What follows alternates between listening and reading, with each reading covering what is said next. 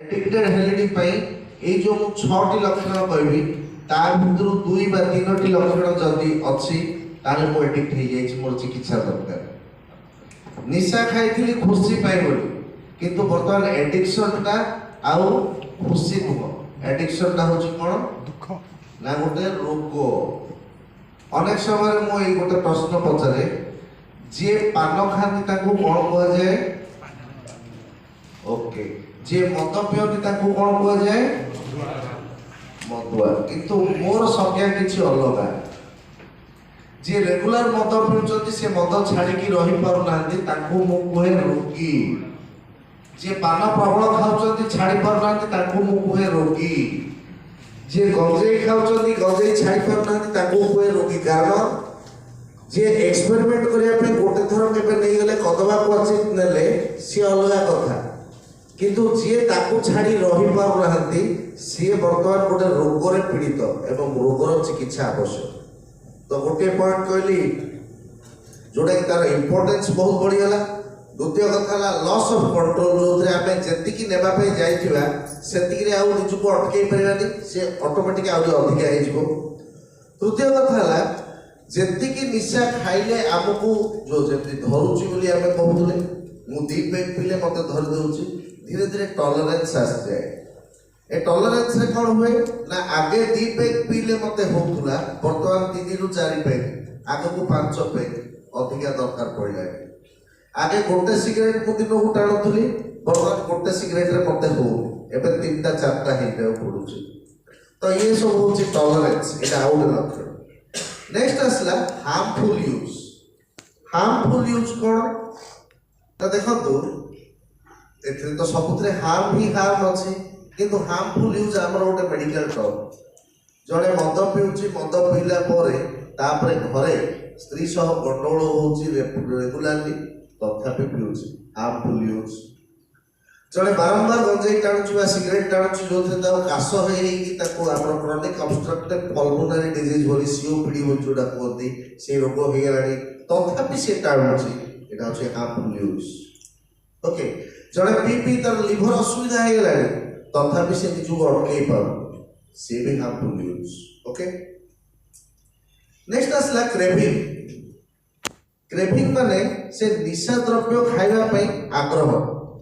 किंतु से आग्रहटा एमिति आग्रह जोटा निजु अटकई हो ओके गोटे जिनस खाइबा को आपन को आग्रह है धर्म तो एठी बहुत जन हमर छोट भाई माने अछंती जे भगवान को सृष्टि ए भलिया जो थे कि आमे ऑपोजिट जेंडर प्रति आकृष्ट हो तो धर्म तो आपन गोटे आपन को कॉलेज रे बा स्कूल रे गोटे सुंदर झियोटी देखिले तो आपन ताको प्रति आकर्षित होई पारंती किंतु आपन तुरंत जाई ताको धरि पकांती अर्थात निजु अटकई पारंती किंतु क्रेविंग ताको को जीव जो जगह रे कि आपन चाहिले भी निजु अटकई पारिबे नाही सेटा को से क्रेविंग एटा भी निशार गोटे लक्षण जोदरे आपन को इच्छा हला वर्तमान माने किछि गोटे निशा नेबा पई आपन निजु को अटकई रखि पारिबे मंत्र मुग्ध भले आपन दौड़िबा आरंभ करिवे जुआड भी जाई कि जेमति भी सेटा खाइ देबे सेते एबे जस्ट हमर सुपरिटेंडेंट साहब सहित कथा होतली मो जेल उडा भी जाय बरम हमर गंजाम रे 7टा जेल अछि तो सेथरे केमति से जो पिला माने जो माने पैसा तक पाखे सेति कि नाही किंतु ब्राउन सुगर खाइबा आरंभ कर दैछथि दिन को 1200 टंका खर्च करिया पड़ुची सेति पे निजे काम करी घर को चलाउथले जहा किछि करथले वर्तमान ग्रेजुअली मोबाइल चोरी छिनताई ए सब करूचते एवं पुलिस हाथ धरा पड़ी जेल भीतर अछते ओके नेक्स्ट असला गोटे होची विथड्रॉल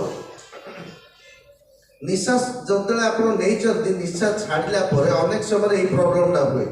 आपण विथड्रॉल रिएक्शन हुए जने पान खाउची पान छाडला परे से कंसंट्रेट कर परनी ता खाली निद निद लागुची को भी काम से करि परनी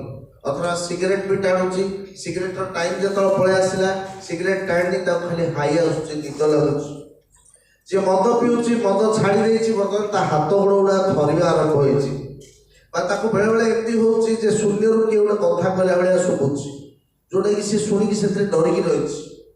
अथवा बेले बेले कोन होउछि ताको जो अपस्मार बात एमती छाटी कि जेमती हमर अपस्मार बात फिट्स मारे से भलिया हे जाउछि କିମ୍ବା ଯିଏ ଗଞ୍ଜେଇ ଖାଉଛି ସେ ଗଞ୍ଜେଇ ବର୍ତ୍ତମାନ ଛାଡ଼ି ଦେଇଛି, ତା ପେଟ କାଟୁଛି, ଭୋକ ଠିକ ସେ ହଉନି, ଚିଡ଼ଚିଡ଼ି ଲାଗୁଛି। ଯିଏ ବ୍ରାଉନ୍ ସୁଗର ନଉଛି ବା ହେରୋଇନ୍ ନଉଛି, ଏ ଯୋଉ ହେରୋଇନ୍ ବ୍ରାଉନ୍ ସୁଗର ଏଗୁଡ଼ା ଗୋଟେ ଗୋଟେ ନା, ହେରୋଇନ୍ ଟା ଟିକେ ବହୁତ କଷ୍ଟଲି ଜିନିଷଟା, ସେଥିରେ କିଛି ଇମ୍ପ୍ୟୁରିଟି ମିଶେଇ ଦେଲେ ଏଇଟା ବ୍ରାଉନ୍, ସେଟା ଧଳାଟା ଥିଲେ ଏଇଟା ବ୍ରାଉନ୍, ତା ନା ବ୍ରାଉନ୍ ସୁଗର, ଏଇଟା ଟିକେ ଶସ୍ତା ନୁହେଁ। ଏ ବ୍ରାଉନ୍ ସୁଗରକୁ ଯେତେବେଳେ ଜଣେ ଟାଣୁଛି ତାହେଲେ ସିଏ ଯଦି ଛାଡ଼ି ଦେଇଛି ସେ ସମୟରେ କ'ଣ ହେଉଛି, ତାର ଆଖିରୁ ପାଣି ବାହାରିବ, ନାକରୁ ପାଣି ବାହାରିବ, ପ୍ରବଳ ଝାଡ଼ା ହବ, ରୁମ ଗୁଡ଼ା ଟାଙ୍କୁରି ଉଠିବ, ଦେହ ହାତ ସବୁ ବହୁତ ପୀଡ଼ା ହବ। ଆଉ ବେଳେବେଳେ ଅଛନ୍ତି ଯେମିତିକି ଆମର ଏଠି ସେଗୁଡ଼ାକ ବେଶୀ ଚାଲିନି, MDMA,